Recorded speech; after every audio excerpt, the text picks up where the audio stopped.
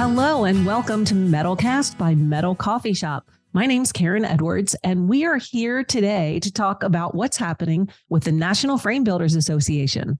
And I'm super excited to welcome the executive director and board members to this episode. So I'm going to ask you guys to introduce yourselves and tell our listeners a little bit about what your role is with NFBA. And Robyn, let's start with you. Hello, my name is Robyn Ommen. So I am the current president of the NFBA Association. Excellent. And Joe, welcome. Hi, I'm Joe Shimp. I am the vice president of the NFBA board, and I am the president of Conestoga Buildings out of Ephrata, Pennsylvania. Welcome, Joe. Josh, please introduce yourself. Hi, Josh Nowlin here. I'm with Burrow's Post Frame Supply, and I've been with the NFBA for several years now, and I'm on as the secretary right now of the NFBA executive board. Excellent. Thank you. And last but not least, Megan, please introduce yourself. Hi, I'm Megan Pope. I am the executive director of the National Frame Building Association. So glad to have you guys all here. Let's start out. Megan, maybe you can give us a little bit of an overview about what NFB is. Yeah, sure. Absolutely. NFBA is the only national trade association that represents the post frame industry. We exist to support our members who are post frame builders and the associate members that supply them with everything they need to be able to create those buildings. And we do our best to promote the post frame industry and educate the public and owners about this method of construction as a way that they can, a method of construction they can use to build their buildings. So we do a lot of different things for our members. We have industry tools and code resources. We provide different types of education for our members. Our members have access to legal and technical experts to help them along the way with their business day to day.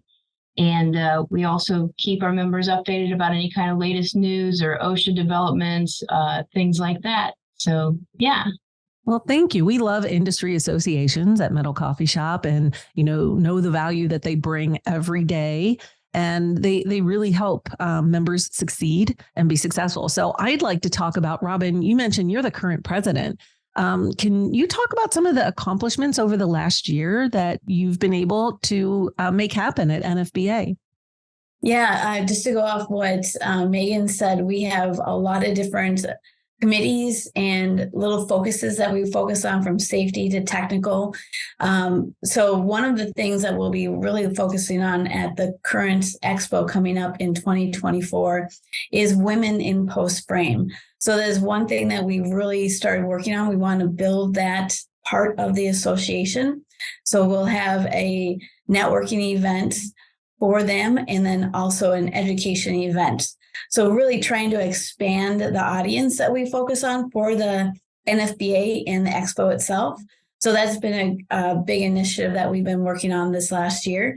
But then we also have an online curriculum that we have been working on and are currently launching as well, that I know Josh will get further into, but those are some big initiatives that we've been working on to expand, but then also always educate on the association, what post frame is, and then also technical as well. So really making sure that we provide what everyone needs to be successful.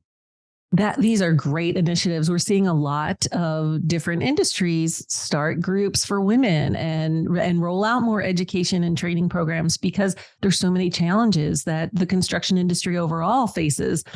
So it's great to hear that. And Josh, I'd like you to dive in a little bit deeper about this new curriculum.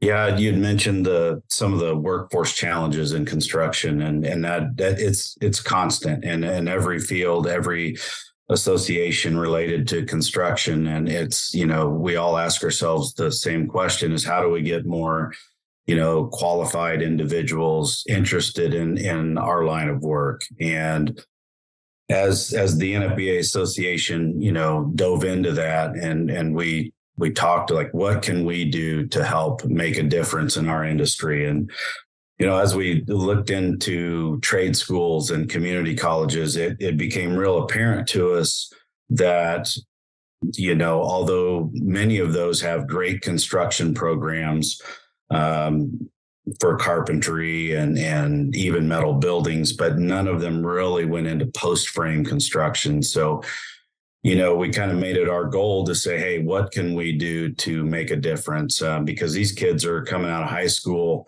and unless they're right in a rural community, they may have no idea what post-frame construction is. So, we made it our mission to develop a curriculum. And we partnered up with the University of Missouri to do so. And what we're planning to do with that is just to basically, is exactly what I said, is to get that into trade schools to complement, their current programs and just make post frame more recognized within the industry. And then twofold, also for our association members to be able to have access to a real true curriculum to help train their employees. And that's not just crew workers, that's office workers. I mean, it goes down the line, factory workers, anybody in the post frame industry. They come in as a factory worker or a secretary, or even in the marketing department, they may not know what post frame is, right? They may be really good at what they do, but so this would be a good program to even send new employees through, so that they can get a feel of what the industry is that they're going to be working in. And there's just so many things centered around this curriculum. We're excited about it. Robyn mentioned the online portion. So we do have the physical textbooks, right? And we also now have a version of study guide, and the testing is all online through the University of Missouri. So it's a big, big deal. We're excited about it. We're going to talk more about it at the Expo during some of our educational sessions. And yeah, I hope that I covered it well for you. Yeah, I think the online is great because, people can kind of do that on their own time and at their own pace. And the importance of education, just, you're kind of standardizing so that everybody's learning the same thing and understanding the industry just that much better and what they're doing. I'd like to move on to talk about some of the trends that we're seeing in frame building. Joe, Josh, you guys are on that contractor and supply side. Then, what are you seeing out there? Sure. So I feel the market over the last few years, going through COVID and then our real estate market across the country, sort of shaped what is trending now. People, the word barndominium means something to people. The HGTVs and all those type shows picked up on that. And so there's definitely, we can't ignore the trend for post frame and barndominium. Some of those are rural, large buildings in the Midwest to even, I'll say, modern farmhouse style homes that can be built using post frame. So it's an exciting trend. It's something that's new to some of our membership and our builders. So we're learning as fast as it became popular in a sense. But definitely, in addition to that, on the residential side, a lot of families needed new spaces and what I call multi-use. We're seeing more and more clients who, they're building a pool house, but it has a shop and it has a little living area and, family quarters, or in-law suites or things like that. And a lot of those structures and a lot of that design is post frame friendly. So of course, our industry members jumped on that, with that draw. And other little things that are kind of cool projects. We see sport courts, things like that. People are thinking about how they can spend better quality time at home, do things, change. And probably as much as that, now that we're coming out of, years of kind of being stuck at home a little more, I think a lot of our commercial clients are building event spaces, and the brewery thing is really hot. Distilleries, places that are The building is sort of the hangout of the commercial space. I can speak to us. We just built a golf simulator / bar type structure, so that's really cool. And Post Frame lent itself well to that with the open space for all the simulators. So definitely experience type structures, I would say, has been popular for us here on the East Coast. So very unique, very commercial, yet have barn-like spaces or ample spaces in them. And another trend I think that has, Josh will touch on this probably a little bit, but we've seen the application of what we'll say non-traditional post frame products and sidings and things like that, windows, doors. Even on the metal side, we've seen, a different type of panel being used, heavier gauges, more modern architecture with metal, which is really cool. So we've really enjoyed that creativity that we've seen in coming to post frame and sort of upping the architectural standard over the last few years. Nice. And Josh, what kind of things have you been seeing out there? I'd just like to add on to what Joe said, basically. And, he mentioned a lot of different types of structures and how they're being used now with post frame, and he didn't mention agricultural or equestrian. That's kind of where post frame got its start. But, today is very much heavy residential, the experience space.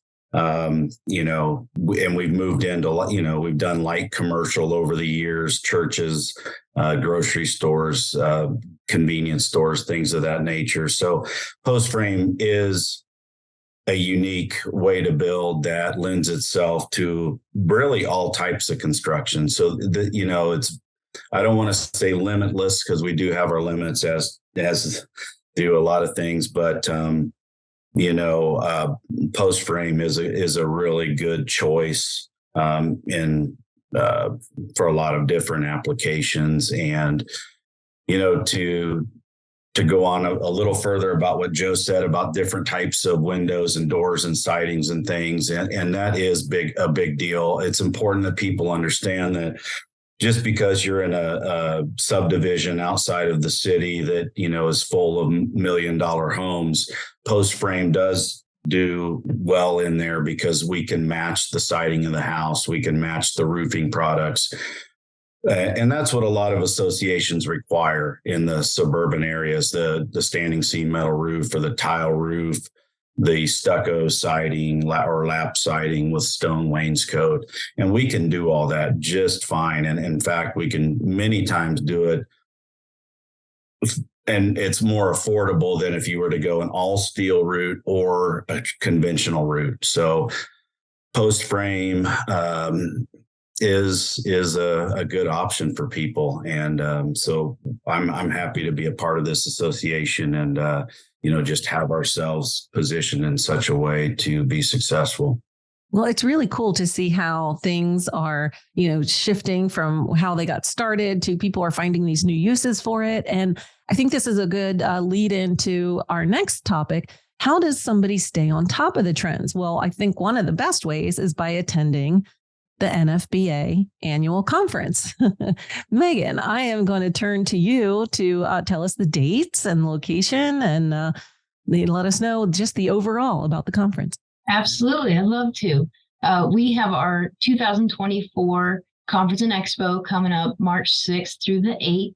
We're going to be in Des Moines, Iowa this year at the Iowa Events Center.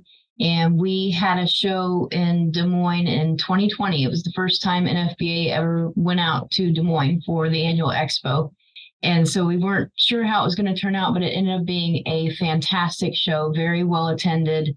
Everybody was happy coming out of there, exhibitors and attendees. So we're excited to go back and see our friends from out more west and hopefully make some new friends as well. And we've got a very full trade show floor so far. We are not done selling booths. We still have booth space available, but we have over 130 exhibitors already signed up to do the show. And it's been a real treat to be staff for NFBA because this group is growing, and there's a lot more to grow into. Like everybody's kind of said, there's some trends happening that have really encouraged the use of post frame. So our show gets bigger and bigger every year. 2020 was our first show as staff for NFBA, and it has just gotten bigger, every year since we've been with them. But this is going to be our biggest one yet, and we're super excited about it. So yeah, there's a lot going to be going on there. Yeah. Well, and just to note that while this may be, Megan, your since 2020 as part of NFBA, this is the 56th year that this conference and expo is happening. So this has been around for a while. Yes, 56th Post Frame Expo. Yes. Wow, that's impressive. Yes. And yeah, the trade show floor. I mean, talk about wanting to see the latest products and trends and what you can do and what the possibilities are. There's no better place than to walk up and down the aisles and talk to the manufacturers, talk to the suppliers. They're the ones that are doing this every day. And it would even be a great opportunity for somebody that says, hey, I think I might want to get into this industry. Why not come to this show and check it out? Absolutely. So let's talk a little bit about other things that attendees should expect at this show. Education is going to be very important. And I know, Josh, you're going to be doing a presentation. Can you tell us about that? Yeah. But right before I get into that, I want to just say Megan had mentioned that there is booth space, and there is, but it's very limited. I mean, we have almost sold this show out. So as far as booth space concerned, so if somebody is listening to this and they're thinking about it, now's the time to get on with that. But yeah, we do have a lot of education. We have a few days, several different tracks of education. So whether you're a business owner or an upper level manager, or if you're in maybe the sales and marketing field or more technical related things or safety, there are different tracks. So we try to make sure that we have something that would, kind of pertain to everybody working in our industry, and including the construction workers. So the guys out in the field doing the work, we want to help educate them on what's going on in the industry and what we can do to help them evolve, professionally and just be the best they can be. So this show is really driven towards the builders and business owners, more so than like, say, a homeowner. It's a builder driven show. Excellent. And Joe, there's going to be some demos on the show floor. Can you talk a little bit about what's going to be happening there? Sure, absolutely. So in addition to the honestly great amount of vendors there to go and visit with and learn from, the NFBA focuses the show floor to also have what I'll call more experiences, demonstrations, a little different than the educational track where you're more in a classroom setting. This is, hands-on in a sense, or a good way to look at challenges in the field. So Kyle Stumpenhorst is going to return and do some demonstration. He was there with us last year and drew an awesome crowd of people and went over some of the challenges they deal with every day. So that's, it's real, it's in your face, and it's great that it's included in the middle of the floor. You can kind of, come and go and learn. We'll have some contests again for nail pounding and screw driving, which are always exciting. The 3-hour firewall has some updates from TNR, so we're going to get to see that. So I really encourage people to participate as much as they can in that, and learn from it. It's live, it's in your face, and while you're going to see all those vendors, you also get this added element where you can just learn quite a bit.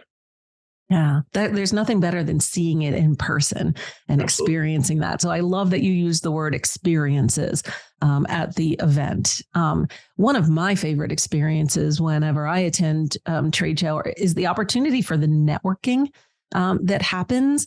And Robyn, I'd like you to just talk a little bit about what those networking opportunities are going to be at the Expo. Yeah, absolutely. That's one thing that we really want to have people take away from the Expo is meeting new people. So meeting exhibitors on the show floor to even meeting additional builders within the industry. We can all learn from each other. So we make sure that we have those opportunities for that networking.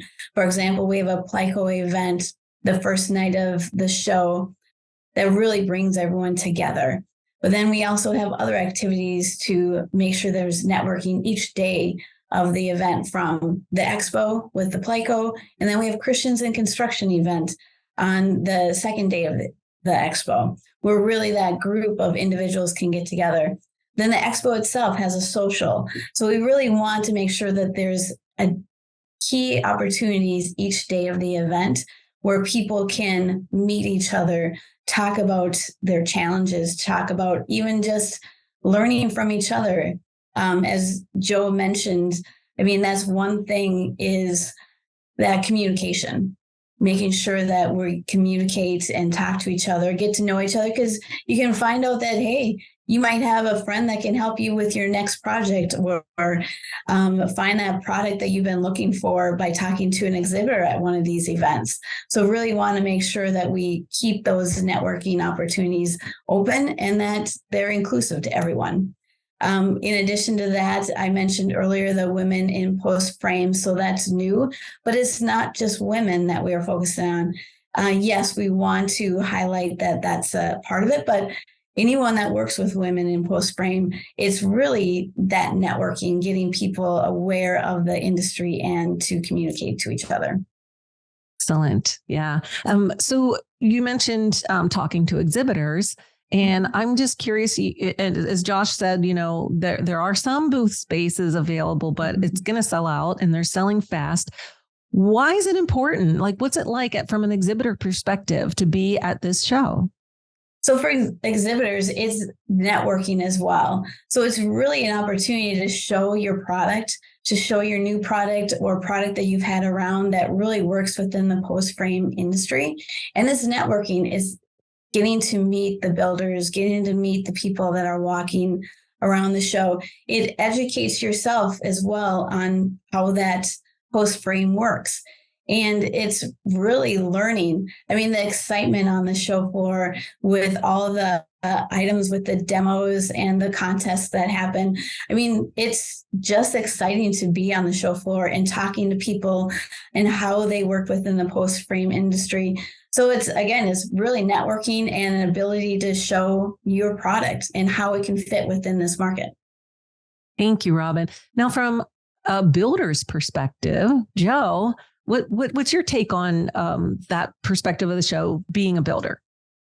I may be partial, but I feel that the show is for builders. And I know the exhibitors, as Robyn has stated, get a lot out of it, but I do feel like the whole event caters to this, and we've probably used this term 20 times now, but networking with the people that are really important and involved in our industry.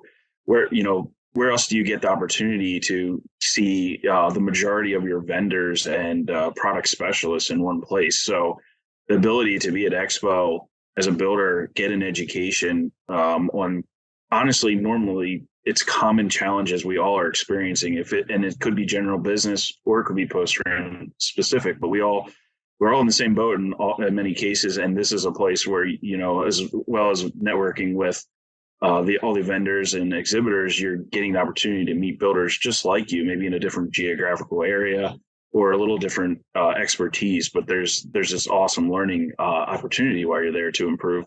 The other thing that I really love about it is, we have an awards, building award type ceremony and time. And I love personally just being able to look at the work that people in our industry and our members do. I mean, it's our opportunity to kind of push our industry forward and improve what we are to the rest of the world, in a sense, in post frame.